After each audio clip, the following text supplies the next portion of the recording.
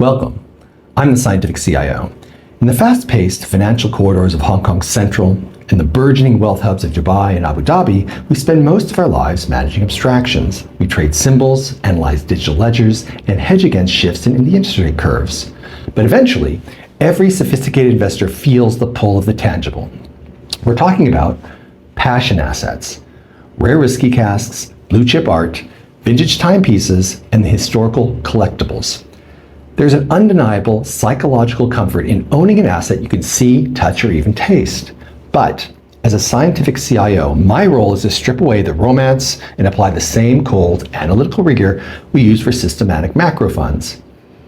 Is this a maturing cask of single malt? Is that a legitimate investment? Or is it merely an expensive hobby disguised as a hedge? Today, we're moving beyond the marketing gloss, and this is your primer on tangible alternative. We will explore how these markets work, why they are fundamentally riskier than your brokerage account, and how to institutionalize your exposure so you can capture the alpha without the operational headache. To invest scientifically, we must first understand the value drivers.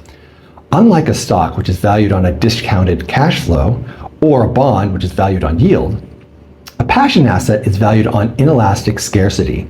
In the world of whiskey, this is governed by time and biology. A 30-year-old spirit cannot be manufactured on demand. It requires decades of interaction with the oak, during which the angel share, the natural evaporation, actually increases the concentration and rarity of what remains. In the art market, value is driven by consensus and provenance. Hong Kong is now the third largest art auction hub globally because it sits at the intersection of global capital and cultural recognition.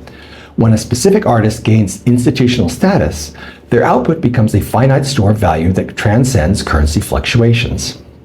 The primary attraction for a family office is non-correlation. When the SP 500 or Hang Seng faces a correction, a rare bottle of Karazawa or a masterpiece by an established contemporary artist does not necessarily follow. These assets move on their own cycles, driven by the global concentration of wealth. They are preservation tools, designed to hold value across generations and provide a buffer against the volatility of liquid markets.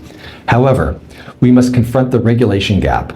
This is the most significant hurdle for the institutional investor. If you trade on the HKEX or through the DIFC in Dubai, you're protected by the SFC or the DFSA. You have centralized clearing, transparent pricing, and immediate liquidity. You're operating in a highly regulated sunlight environment. Passion assets, by contrast, exist a little bit differently. The physical trade of art and whiskey is largely unregulated. There's no central exchange for casks. This creates a landscape of asymmetric information where the seller may know more than the buyer. This leads to three systemic risks. First, liquidity risk. You cannot exit these positions at the click of a button. The round-trip costs, commissions, shipping, and insurance can often exceed 20%. Second, counterparty risk. You're relying on the integrity of a broker or gallery, as we have seen in the recent global scandals where containers of nickel were found to be bags of stones. The physical world is vulnerable to fraud if the chain of custody is not unbreakable. Third, friction costs. The price of holding is high. Storage, climate control, and specialized insurance are non-negotiable expenses that eat into your IRR. That's your internal rate of return. This brings us to a critical realization. Direct ownership of passion assets is a full-time job. To do it correctly, you need to manage bonded warehouse receipts, conduct physical audits, and handle complex insurance schedules. For most family offices, this is operational overload. If you find yourself spending more time worrying about the humidity levels in a Scottish warehouse or the pigment stability of a canvas than you do on your core asset allocation, you've crossed the line from investor to operator. And this is where we look toward institutional fund structures. Instead of buying the physical cask or painting yourself, you can invest in a regulated fund, often structured as a limited partnership in the ADGM or a variable capital company, VCC, in Hong Kong. This allows you to outsource the heavy lifting to a general partner who has the domain expertise that you lack. Investing through a fund offers several advantages. Professional custody. The fund manager handles the storage, insurance, and authentication. Diversification. Rather than betting on one trophy asset, your capital is spread across a portfolio of casks or artists. Institutional vetting. You're shifting the counterparty risk from an unregulated broker to a regulated fund manager who has the fiduciary duty and skin in the game. However, The scientific approach still requires you to vet the partner. Do they have a track record? Are the assets independently appraised? Is there an exit strategy? You're trading operational control for professional oversight. Make sure the trade-off is in your favor. The final question for any CIO is it worth your time? My verdict is yes, but only as a satellite allocation. Typically, this should represent 1 to 5% of a total portfolio.